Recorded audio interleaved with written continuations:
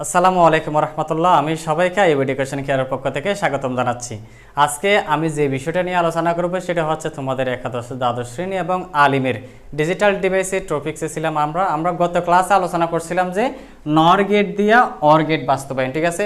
আজকে আমরা এর প্রত্যেকে আলোচনা করব।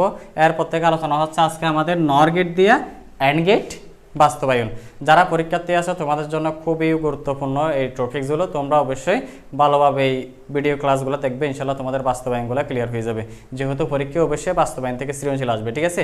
আচ্ছা, তো আমাদের সর্বপ্রথম কাজ হচ্ছে আমরা যে গেটে বাস্তবায়ন করব সেই গেটের আউটপুট আনতে হবে, ঠিক আছে। তাহলে আমরা কোন গেটে বাস্তবায়ন করতেছি? আমি নর গেট দিয়া অ্যান্ড গেটে বাস্তবায়ন করতেছি। সুতরাং আমাকে অ্যান্ড গেটের আউটপুট আনতে হবে।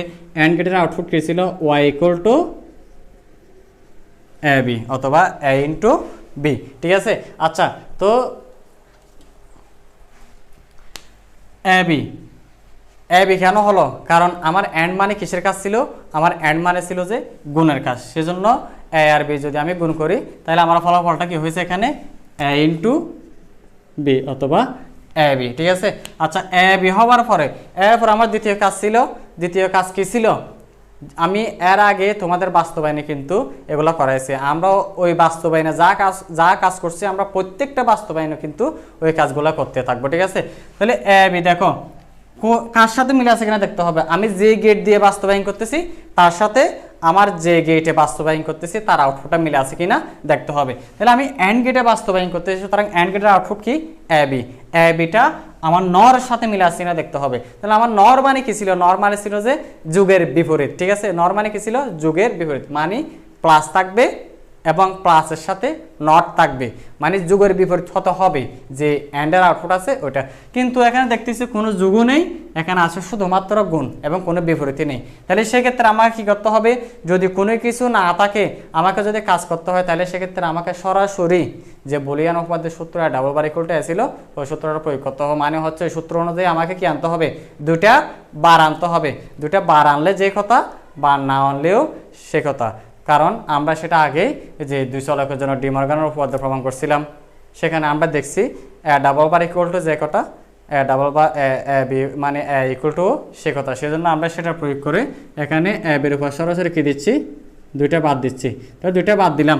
বাদ দেওয়ার পরে এখন আমি আবারও দেখবো যে এটা যে গেট দিয়ে বাস্তবায়ন করতেছে তার সাথে মিলে আছে কিনা। আমি দেখতে পাচ্ছি এখানে বির উপর কয়টা বার আছে? দুইটা, মানে এখানে গুণ আছে প্লাস বার আছে, মানে গুণের বিপরীতে আছে। কিন্তু আমার এখানে আছে কিসের বিপরীত? যুগের বিপরীত। তাহলে সেক্ষেত্রে আমাকে কী করতে হবে? আমাকে অবশ্যই এটার যুগের বিপরীত করতে হবে। তো যুগের বিপরীত করার জন্য আমার কী কাজ করতে হবে? বার ভাঙতে হবে। বার ভেঙে আমার এটারে গুণের বিপরীতকে যুগের বিপরীত করতে হবে। যতক্ষণ না আমার যুগের বিপরীত হচ্ছে ততক্ষণ আমাকে বার ভাঙতে থাকতে হবে। আমরা সকলেই অবগত আছি বার ভাঙলে যদি যে চিহ্নের উপর আমরা বার ভাঙবো, মানে ইন্টুর উপর যদি আমরা বার ভাঙি তাহলে সেক্ষেত্রে সেটা কি হবে? প্লাস হবে। এবং প্লাসের উপর যদি আমরা কী করি? বার ভাঙি, তাহলে সেক্ষেত্রে কী হয়ে যাবে? ইন্টু হয়ে যাবে। মানে এবং ইন্টু এবং প্লাস হিসেবে আমাদের কী হবে? পরিবর্তনটা হবে। তাহলে আমি এখানে দেখতে পাচ্ছি দুইটা বার আছে, দুইটা বার থেকে একটা বার ভেঙে দিব। এর উপর বার আছে, দুইটা বার থেকে একটা বার ভেঙে দিব, মানে বার ভাঙা মানে হচ্ছে আলাদা আলাদা বার হয়ে যাবে, ঠিক আছে। তাহলে একটা আলাদা বার পাইলেও মাঝখানে ইন্টু আছে সেটা প্লাস হইলেও, বি একটা আলাদা বার পাইলেও ফোটার পর একটা কি আছে? বার আছে, ঠিক আছে। এখন আমি আবার মিলিয়ে দেখব এটা নরের সাথে মিলতেছে কিনা।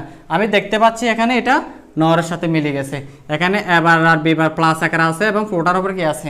নট আছে। সেজন্য এটা কি হয়ে গেছে? দুটোটা মিলে গেছে। কার সাথে? নরের সাথে, যুগের বিপরীত হয়ে গেছে। মিলে গেলে আমার আর কোনো কাজ করতে হবে না। সেক্ষেত্রে আমি কি কাজ করব? আমি করব যে এটা লজিক সার্কিটটা কি করে দিব? অঙ্কন করে দিব। আচ্ছা, আমি দেখতে পাচ্ছি এখানে ইনপুট কয়টা? যেহেতু এ বি ছাড়া কোনো কিছু দেখতে পাচ্ছি না, সুতরাং এখানে ইনপুট হচ্ছে কয়টা? দুইটা। তাহলে আমি একটা এ ইনপুট নিচ্ছি আর একটা কি নিচ্ছি? বি নিচ্ছি। তাহলে আগে আমি এর কাজটা করব, বি পরে। তাহলে এতে যেহেতু এখানে আলাদা বার আছে, তাহলে আলাদা বার থাকলে সেক্ষেত্রে আমাকে একটু এ থেকেই এবার বের করতে হবে, এ নট বের করতে হবে।